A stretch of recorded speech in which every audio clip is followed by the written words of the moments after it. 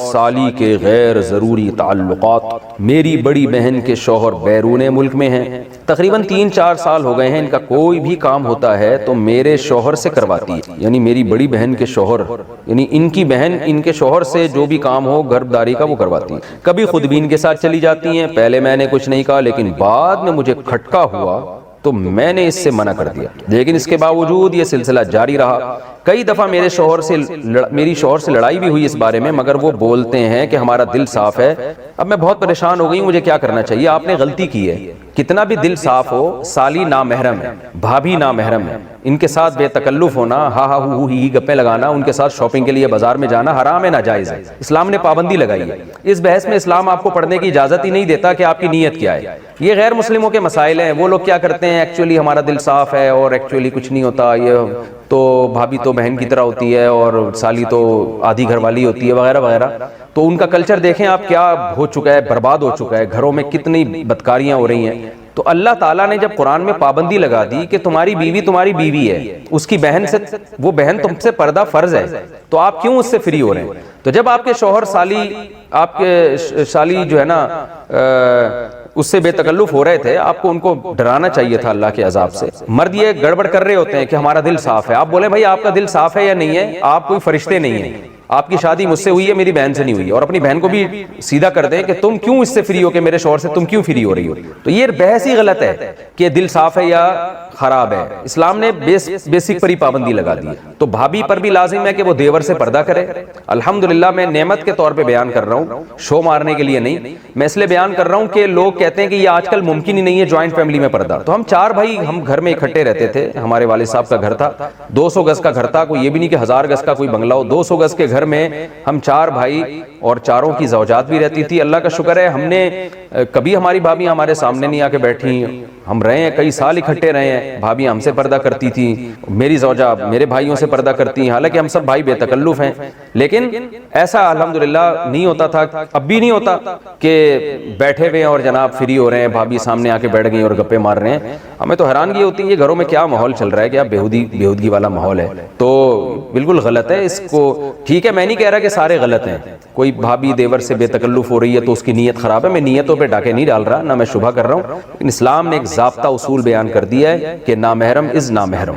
آپ کی بہن ہے اس سے بے تکلف ہوں، اپنی خالہ سے پھپھی سے بے تکلف ہوں، اپنی بھانجی سے، بیٹی سے، سوتیلی بیٹی سے، یہ آپ کی بیٹیاں ہیں، پوتیاں، نواسیاں، یہ آپ کی اولادیں ہیں، اس کے علاوہ آپ کسی عورت سے فری نہیں ہو سکتے، ہاں ہاں ہو نہیں کر سکتے۔ ممکن ہے لوگ کہیں مفتی صاحب آپ بھی تو سما ٹی وی پہ فری ہو رہے تھے، وہ بہت لوگوں نے اعتراض کیا نا، تو میں جس سے جو میرا انٹرویو لے رہی تھی نا سما ٹیلی ویژن پہ، وہ میرے سامنے نہیں تھی اور مجھے نہیں پتا تھا انہوں نے دوپٹہ لیا ہوا کہ نہیں لیا ہوا، میرے سامنے ایک موٹی موٹی مونچھوں والا آدمی بیٹھا ہوا تھا، تو اس لیے اس کو یہ کہنا کہ سامنے بیٹھ کے کسی لڑکی سے فری ہو رہا ہوں، یہ الزام غلط ہے۔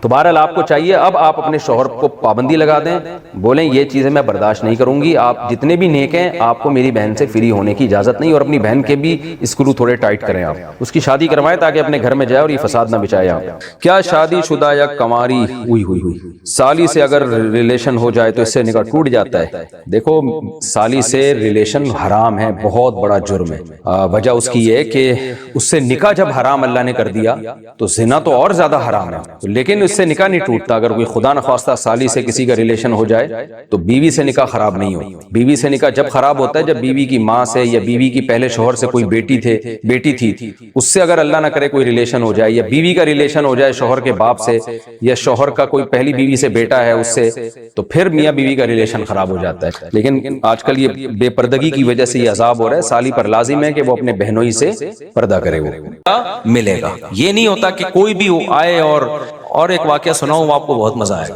یہ نام سے جانے دیں کوئی حرج نہیں ہے۔ ایک بندہ آیا میرے پاس جب میں رابی پیرزادہ سے نہیں ملا تھا لاہور میں، رابی پیرزادہ نام ہے نا، رابعہ پیرزادہ، وہ جو ایکٹر تھیں پہلے پھر توبہ کر لی انہوں نے، دیندار بن گئی۔ لاہور میں میری ملاقات ہوئی، میں جب آیا تو عثمان نے مجھے بتایا کہ ایک بندہ ملنا چاہ رہا ہے آپ سے۔ اچھا بندے کے میرا شکل کا مذاق اڑانا مقصد نہیں ہے اس کا، لیکن بات ہی ایسی ہو گئی، بندہ بلیک اتنا کہ شاید اندھیرے میں نظر نہ آئے، وہ بات اس نے ایسی کی نا، اب دیکھو باریک، نہ ایجوکیشن، کچھ بھی نہیں۔ اچھا اب کیا ہوا ہے کہ بھائی ہم سے تو اچھا ہی ہوگا، ہماری اعمال کے لحاظ سے ہم سے اچھا ہی ہوگا, میرا مذاق اڑانا مقصد ہے. وہ ملنا چاہ رہا ہے, میں ایک دفعہ مل لیا, پھر دوبارہ. عثمان نے بتایا کہ میں نے کہا اس سے پوچھو اس کو کام کیا ہے, کیوں بار بار مل رہے ہیں؟ کہتے ہیں وہ یہ کہہ رہے کہ میں رابی پیر زادہ کے لیے میرا نکاح کا پیغام آپ کے میری وہاں شادی کر. میں نے کہا بھائی اس کو بولو مجھے نہیں پتا وہ میرڈ ہے ان میرڈ ہے, ہو سکتا ہے میرڈ ہو, مجھے تو اس کی تحقیق نہیں ہے. دوسری بات یہ کہ میرا اتنا ظرف نہیں ہے کہ میں آپ کا پیغام. میں نے کہا کوئی ڈیزائننگ آپس میں نے کہا آپ کو کھول کے دوبارہ جوڑنا پڑے گا, ریپیئرنگ سے آپ اس کے قابل نہیں بنو گے. ریپیئرنگ سے نہیں, ریپیئرنگ بھی ہوگی نا, آپ بیوٹی پارلر میں کتنی بھی ریپیئرنگ تیزاب سے نہا لو آپ. تو میں نے کہا بھائی آپ کو نا اس کو ان کو بتاؤ کھول کے دوبارہ جوڑنا پڑے گا. اور جو عام مشینیں ہوتی ہیں کھل کے جڑ جاتی ہیں, انسان ایک دفعہ کھل گیا نا جڑتا نہیں. ریپیئرنگ والا میں نے کہا حساب کتاب نہیں ہے, تیزاب سے نہا لو شاید کچھ. تو میں نے کہا یار کچھ جوڑ کی بات کر رہے ہو یار, کچھ بیچارہ تھا بھی غریب. مقصد مذاق اڑانا نہیں ہے کسی کا. اور آپ کو کیا پتا میں کس کی بات کر رہا ہوں, غیبت بھی نہیں ہے, کسی کو کیا پتا. قصہ بھی اس وقت کا ہے جب میں وہاں ملاقات کر کے آیا تھا. تو اب وہ کہے کہ یار دیکھو رابی پیر زادہ میں اتنا تکبر ہے, میں بھی تو مسلمان ہوں, میں نے پیغام بھیجا. تو یہ بات صحیح ہوگی؟ بھائی اسلام نے کہا ہے کہ جہاں بھی نکاح ہو لڑکا لڑکی کے جوڑ کا ہونا چاہیے, تبھی زندگی اچھی اور کامیاب گزرتی, ورنہ گزرتی نہیں ہے. تو اب یہ جو میں نے بتایا نا طلاق یافتہ خاتون نے گاڑی روک کے شکریہ ادا کیا, وجہ کیا ہے کہ ان کو ان کے اسٹینڈرڈ کا رشتہ مل گیا, تبھی شکریہ ادا کیا, خوش زندگی گزر رہی. ورنہ وہ کہتی مجھے پھنسوا دیا دوسری کے چکر میں یہ کہتی نا. تو ایسی بہت ساری خواتین ہیں.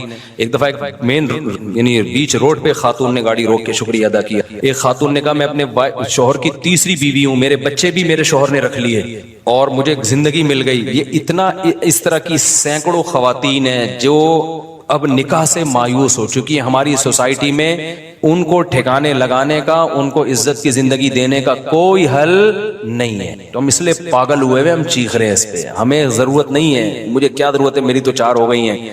پہلے تو لوگ کہتے شاید اپنی کے چکر میں ہیں, تو ہمیں کیا ضرورت ہے یار, ہم تو دکھڑا رو رہے ہیں. ہم مردوں کو عیاشی پہ نہیں ڈال رہے ہیں, ہم چاہ رہے ہیں کہ عورت کو عزت کے ساتھ گھر میں ٹھکانہ ملے. ہاں تو یہ میرا پہلے بھی فلسفہ تھا, تو میں لوگوں کو بتاتا تھا, لوگوں کو مانتے ہی نہیں تھے, بس یہی کہ عیاشی عیاشی.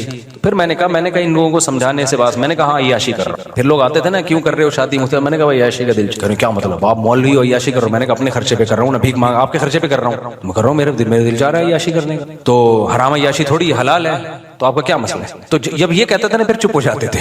پھر کیا ہو جاتے تھے, پھر میں لوگوں کو میں کہتا یار میں اگر نہاری کھاتا ہوں اپنے خرچے پہ آپ کو اس پہ اعتراض نہیں ہے, میں اگر برگر کھا رہا ہوں آپ کو اس کے, تو میں ایک اور شادی کر رہا ہوں تو آپ کو اس پہ کیوں اعتراض ہے؟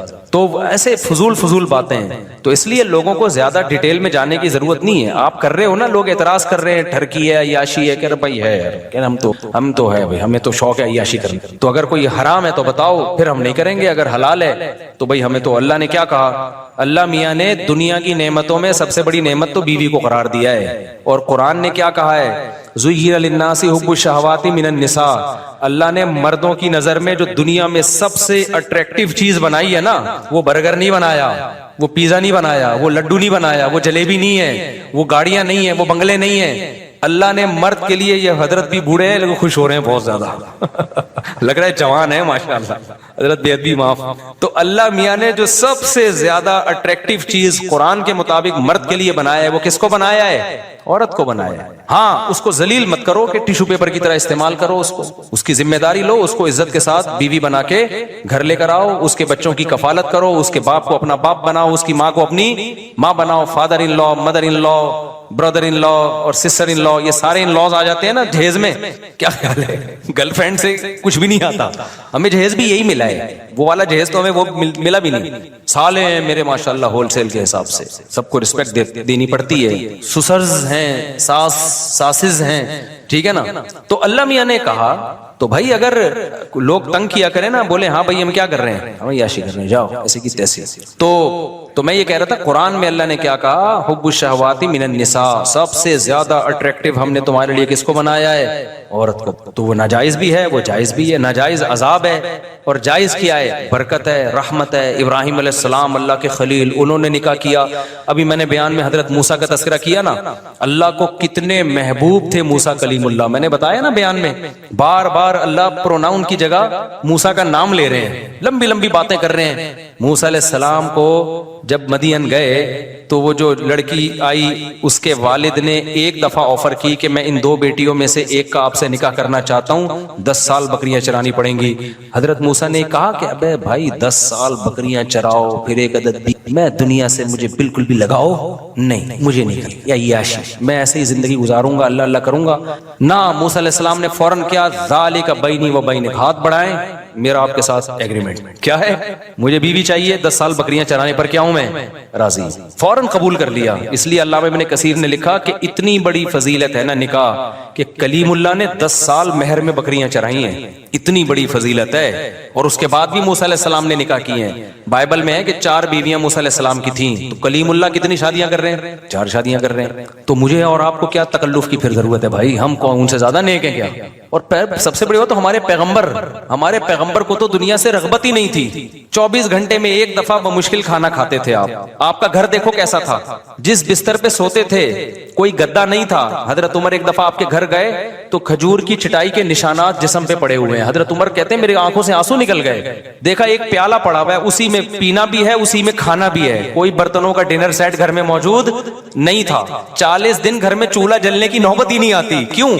اس لیے کوئی ایسی چیز ہی نہیں تھی جس کو پکائیں، کھجور پانی پہ 40 دن گزارا ہو رہا ہے۔ یہ تو دنیا میں آپ نے رکھی ہے۔ ایک دفعہ آپ کے پاس بکریوں کا ریوڑ آیا ہدیے میں، سارا اسی وقت صدقہ کر دیا۔ بھوک سے حالت بعض دفعہ یہ ہو جاتی کہ آپ گھر سے نکلتے، یہ حالت ہو جاتی بھوک سے۔ بیویاں کتنی رکھی ہوئی ہیں ایٹ اے ٹائم 9۔ تو اس سے پتہ چلتا ہے بھائی اتنے دلائل کے بعد بھی کوئی بولے کہ نہیں تو پھر ڈھیٹ آدمی ہے، اس کا کوئی علاج۔ اس سے پتہ چلتا ہے بھائی اس میں اللہ نے کوئی برکت رکھی ہے، زیادہ نکاحوں میں، زیادہ اولاد میں، یہ برکت ہے، خوشیاں ہیں اس میں۔ تو نبی نے فرمایا حبب الی النساء والطیب، اللہ نے دنیا کی 2 چیزیں میری نظر میں محبوب بنائی ہیں، ایک نکاح اور ایک خوشبو بہت استعمال کرتے تھے نبی صلی اللہ علیہ وسلم، بہت زیادہ خوشبو۔ تو صحابہ کہتے ہیں ہمیں نبی کے گھر سے نکلنے کی خبر خوشبو کے جھونکے سے ہوتی تھی، جیسے ہی خوشبو کے جھونکے آنا شروع ہوتے ہمیں پتہ چلتا کہ نبی صلی اللہ علیہ وسلم اپنے گھر سے نکلے ہیں، کیونکہ نفیس لوگوں کا کام ہے نا، نفیس خوشبو کا استعمال، جو صفائی ستھرائی، ہمارے نبی کو صفائی سے بہت زیادہ لگاؤ تھا، تبھی تو آپ دیکھو دن میں 20 دفعہ اپنے دانت صاف کرتے ہیں، 20 دفعہ، صبح اٹھنے سے پہلے، رات کو سونے سے پہلے، ہر نماز کے وقت، صفائی مزاج میں بہت۔ کچا پیاز نہیں کھاتے کہ اس میں اسمیل آتی ہے، بدبو سے بے انتہا نفرت۔ تو ہمارے نبی کا مزاج تھا بادشاہوں سے بھی اوپر کا، بہت زیادہ صفائی۔ آپ نے حکم دیا غسل کرنے کا، اور فرمایا کہ یہ گھٹنے جو ہے نا، گھٹنوں میں جو میل ہوتا ہے اس کو دھونے کا الگ سے حکم دیا۔ عرب میں تھوڑی یہ صفائی تھی بھائی، اور ایک یتیم پیغمبر ان کو بتا رہے ہیں کہ اس کو الگ سے صاف کیا کرو، تو جو جہاں میل زیادہ جم جاتا ہے، تو اتنی زیادہ صفائی، اور پھر اسی میں خوشبو۔ تو اور گھر کی حالت کیا ہے، نہ کھانے کو روٹی ہے، نہ کوئی ڈنر سیٹ ہے، نہ برتن ہے، بالکل ایسے مسافروں والی زندگی۔ لیکن نکاح میں آپ نے کمی نہیں کی، پتہ ہے آپ کو نبی صلی اللہ علیہ وسلم نے جب اپنی ازواج کو غربت کی وجہ سے اختیار دیا نا، غربت کی وجہ سے اللہ نے آپ کو اختیار دیا نبی نے کہ بھئی میں تو اسی غربت میں رہوں گا، آپ رہو تو ٹھیک ہے، نہیں تو مجھ سے علیحدگی لے لو۔ تو نبی کی ازواج نے آپ صلی اللہ علیہ وسلم کو ترجیح دی کہ ہم اسی غربت میں آپ کے ساتھ گزارا کرنے کے لیے تیار ہیں، ہمیں طلاق نہیں چاہیے۔ تو اللہ نے اس کا صلہ یہ دیا کہ نبی پہ پابندی لگا دی مزید نکاح کرنے پر، کہ جو آپ کی 9 بیویاں ہیں انہوں نے اتنی قربانی دی، اسی غربت میں قربانی دی ہے، اور اب آپ کے ساتھ رہنے پر یہ آمادہ ہیں۔ گھر میں کھانے کو روٹی نہیں ہے، لیکن انہوں نے کہا کہ ہمیں نبی کا ساتھ چاہیے، تو اللہ نے پابندی لگائی لا یحل لک النساء من بعد، اے نبی اب آپ کے لیے مزید نکاح کی اجازت، اب ان پہ سوگن نہیں آ سکتی۔ جب انہوں نے قربانی دی ہے تو اللہ بھی کہہ رہے ہیں آگے، اللہ نے کیا پھر حدیث سے یہ بات ثابت ہے کہ اللہ نے یہ پابندی نبی سے اٹھائی، مگر نبی نے نکاح کیا نہیں، اس کے بعد اللہ نے پابندی اٹھا دی۔ جب اللہ نے پابندی اٹھائی نا، تو حضرت عائشہ نے فرمایا ما ارا ربک الا یسارع فی ہواک، یا رسول اللہ میں تو دیکھتا ہوں آپ کا رب آپ کی خواہشات کا بڑا خیال کرتا ہے، اس نے آپ کو مزید شادیوں کی دوبارہ اجازت دے دی ہے۔ بلکہ حضرت عائشہ کے الفاظ یہ نہیں ہے کہ میں دیکھتی ہوں کہ آپ کا رب آپ کی خواہشات کا خیال کرتا ہے، بلکہ حضرت عائشہ کے الفاظ ما ارا ربک، میں تو سمجھتی ہوں اللہ آپ کی خواہشات اللہ آپ کی بس خواہشات پوری کرنے میں لگا ہوا ہے۔ حضرت عائشہ کو تو غصہ آیا تھا نا کہ مزید کی اجازت مل گئی، تو اللہ تو آپ کی خواہشات کے پیچھے ہے، در پہ ہے کہ بس آپ کی نبی کی خواہش پوری کرنی ہے، تو اجازت دو ان کو۔ لیکن نبی نے کی نہیں شادی پھر دوبارہ۔ تو اس سے پتہ چلتا ہے بھائی یہ جو ہمارے مذہب کا حصہ ہے یہ، اس میں قناعت کوئی اچھا کام آپ نہ کریں. آپ ٹینشن اٹھانے کے لیے تیار نہیں ہیں، آپ سمجھتے ہو میرے خرچے بڑھ جائیں گے، پہلی بیوی کی طرف سے ریئیکشن ہوگا، پٹوں گا، بدنامی ہوگی، آپ میں تپڑ نہیں ہے تو نہ کرو بھائی.